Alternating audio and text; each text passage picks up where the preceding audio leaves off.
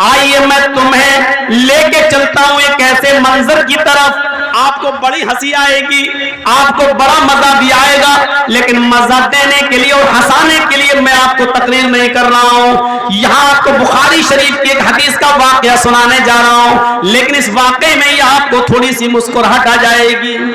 दो कदीम सहाबा हैं और सफर कर रहे हैं। एक का नाम है हजरत अम्मार और एक का नाम है हजरत उमर फारूक का तो नाम बहुत अच्छी तरह जानते हो, और अम्मार का भी नाम जानते होंगे, हजरत सुमैया के बेटे हैं अम्मार।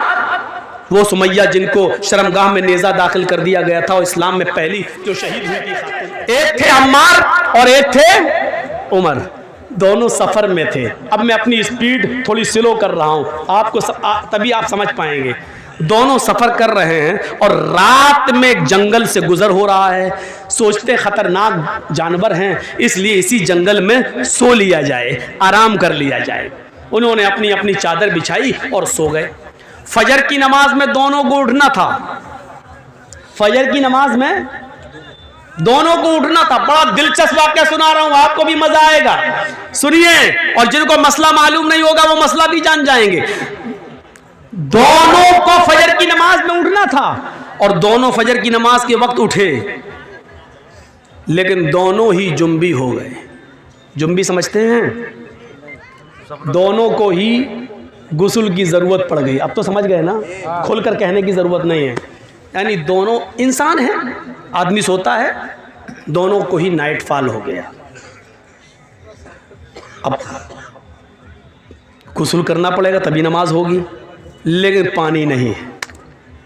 अब क्या किया जाए?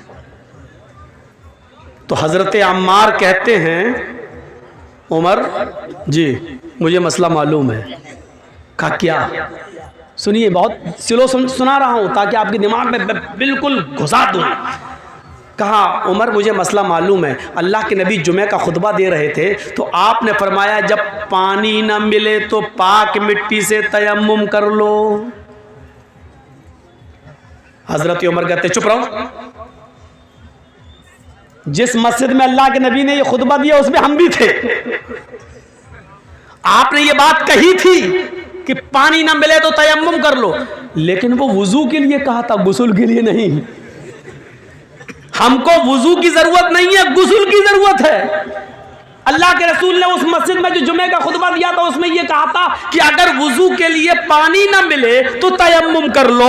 दोनों हाथ पाक मिट्टी पे मार के फूंक लो, चेहरे पे फेर लो, दायां हाथ बाएं हाथ पर, बायां हाथ दाएं हाथ पर फेर लो तो तयम्मुम हो जाता है। ये अल्लाह के नबी ने बताया था। तो यहां तो वुजू का मामला नहीं है, हम लोग नापाक हैं, हम लोग को गुस्ल की जरूरत है। हजरत अम्मार कहते हैं, हजरत अम्मार कहते हैं तो एक काम करिए ना, वुजू में हाथ पैर मुंह कुल्ला किया जाता है और ये सब धुला जाता है। हमको गुस्ल की जरूरत है, इसलिए पूरे जिस्म पे मिट्टी फेर लेते हैं। ऐसा करते हैं, यानी अपना अपना दिमाग लगा रहे हैं। देखिए हजरत उमर कहते हैं नहीं नहीं नहीं, हमें कोई अच्छा नहीं लग रहा है। क्यों? हमको मसला मालूम नहीं, ऐसा ना हो ऐसा करने पर गुनाह हो। तो हजरत अम्मार ने अपनी अकल चलाई और हजरत उमर ने अपनी अकल चलाई। हजरत अम्मार ने कहा तुम्हें नहीं पढ़ना मत पढ़ो, मैं तो पढ़ूंगा नमाज। तो हजरत अम्मार ने क्या किया, एक झाड़ी के पीछे चले गए, मिट्टी पड़ी थी। बुखारी शरीफ की हदीस के अल्फाज हैं, अपने जिस्म को उस पर पूरा मिट्टी में लोट लिया। बुखारी में क्या है, कमा तमर्रकुद्दाब्बा, यतमर्रकु कमा तमर्रकुद्दाब्बा।